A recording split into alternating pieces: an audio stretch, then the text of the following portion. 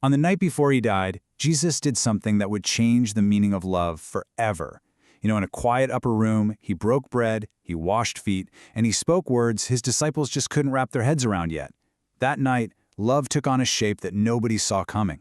Let's dive in and explore how that one single evening redefined everything. So picture the scene. It's intimate, a quiet little escape from the chaotic streets of Jerusalem. This is the Passover meal, a sacred tradition they've known their entire lives. But right in the middle of this familiar ritual, something completely new is about to happen. It's like the room itself is holding its breath, just waiting for the mystery to unfold. And that's really the heart of the question, isn't it? This wasn't just some dinner party. This was a moment where ancient promises collided with a new, living reality, where divine love came face to face with very real human weakness.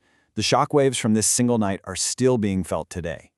All right, so to really feel the weight of this moment, we've got to first understand the world it happened in. The stage was absolutely set for something dramatic.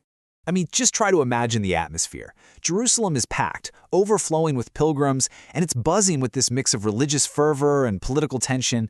For generations, the people had been hoping for a Messiah, a rescuer. And now, Jesus' ministry had hit its peak, challenging the authorities and really stirring things up. You could just feel that something was about to break. And right at the center of all their faith was this one sacred meal, the Passover. This wasn't just about remembering something that happened a long time ago. It was about reliving God's promise of freedom. The lamb, the bread, the wine, every single part of it was a powerful symbol of deliverance. And it's right here, in the middle of this deeply meaningful tradition, that Jesus is about to flip the script. And this brings us to the first really revolutionary act of the night. Jesus takes the most familiar ritual in his disciples' lives and completely transforms it from the inside out. So these actions are deliberate, they're traditional. Everybody at that table would have known this sequence by heart. He takes the unleavened bread, he blesses it, but then he says something that just shatters every expectation they could possibly have. And boom, with those 4 words, the meaning changes completely. All of a sudden, the bread isn't just a symbol of a past event. Jesus is saying it is himself, his actual presence offered up as spiritual food. He's not just giving them a sign, he's giving them his very self. And then he does the exact same thing with the cup of wine. Again, it's a familiar, ritual moment. He gives thanks, he passes it to them, and just like with the bread, he attaches a new, personal, and frankly, a world-changing meaning to it.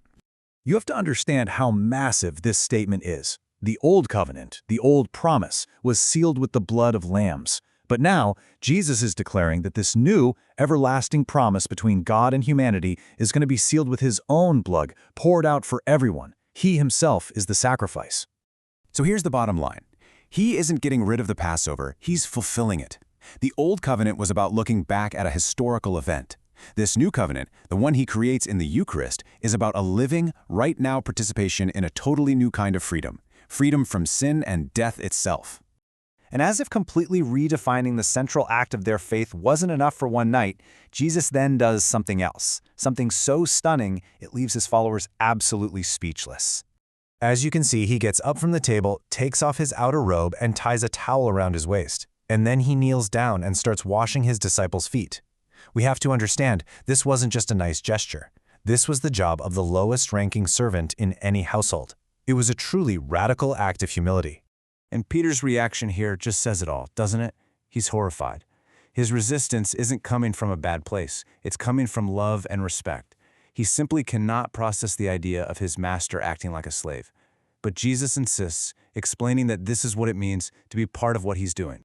After he's finished, Jesus gives them what we now call the new commandment. In Latin, it's the mandatum, which is actually where we get the name Maundy Thursday.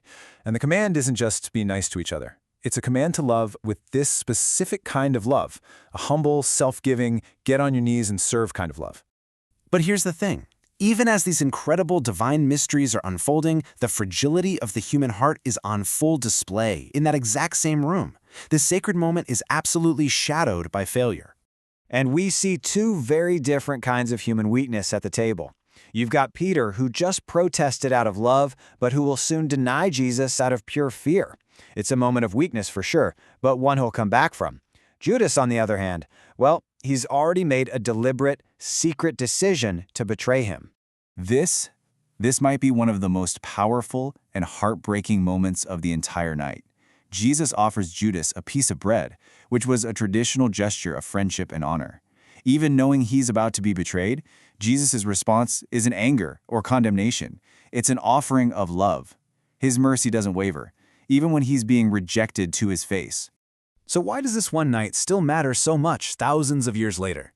Well, it's because the events of that evening aren't just something we remember, they are actively lived out in the traditions of the Church today. Christian traditions on this day link directly back to that upper room. The Mass of the Lord's Supper reenacts the giving of the Eucharist and the foot washing. The late-night vigil of adoration, that echoes Jesus' request for his disciples to stay and pray with him in the Garden of Gethsemane. And the final stripping of the altar makes the church bare, preparing everyone for the sorrow of Good Friday. So, the crucial point is that these aren't just historical pageants. For believers, these liturgies are a way to make the past present, to actually step into that upper room and participate in the story of salvation as it happens all over again. It really is a day of powerful contrasts. It starts with the profound joy of the Eucharist, this gift of Christ's presence, and it ends in this solemn, heavy silence. It really acts like a spiritual doorway, guiding the faithful from the intimacy of the Last Supper right to the foot of the cross. And so we're left with this. Maundy Thursday isn't just about what happened back then. It's a living invitation. The command to love as Jesus loved, with a humble, sacrificial, and unconditional heart, that is the enduring legacy of that night. And it poses a question that echoes through the centuries, right down to each one of us today.